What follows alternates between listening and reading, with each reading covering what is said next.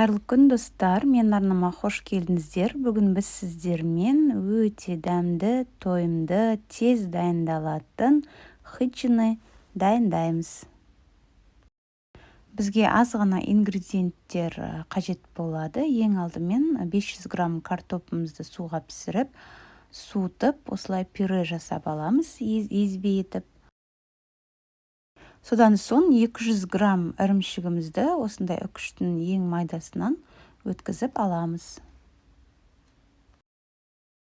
Енді кезекте езілген картопқа ірімшігімізді қосып, үстінен шым-шым тұз бен бұрыш қосамыз татымына қарай. Содан жақсылап араластырып аламыз. Содан ұнды аз мөлшерден қоса отырып, қамыр илейміз. Қамырымыз қатты жұмсақ болмау керек. Менде шамамен 200 грамм ұн қажет етті. Сіздерде одан көп немесе аз кетуі мүмкін. Енді осылай дастарханымызға ұн сеуіп, осы қамырымызды осындай рулет сияқты етеміз және 8 бөлшекке бөліп шығамыз. Әр бөлігін дөңгелек формаға келтіреміз, себебі бізге жаюға ыңғайлы болу керек. Енді бірінші қамырды алып жайып аламыз, жұқа етіп, содан соң құрғақ табамызға, қыздырылған табаға салып, екі бетінен орташа отта қызарғанша пісіреміз. Бірінші лепешкамыз пісіп жатқанда, екінші қамырымызды жайып бастаймыз.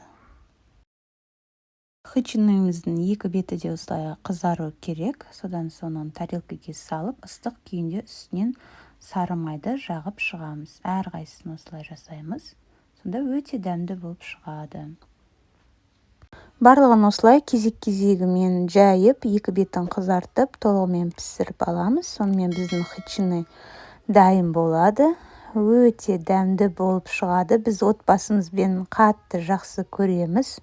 Сіздерге де дайындауға кеңес беремін. Ұнайтынына сенімдімін. Мен арнама тіркеліп, қолдау білдіріп қойыңыздар. Назарларыңызға рахмет.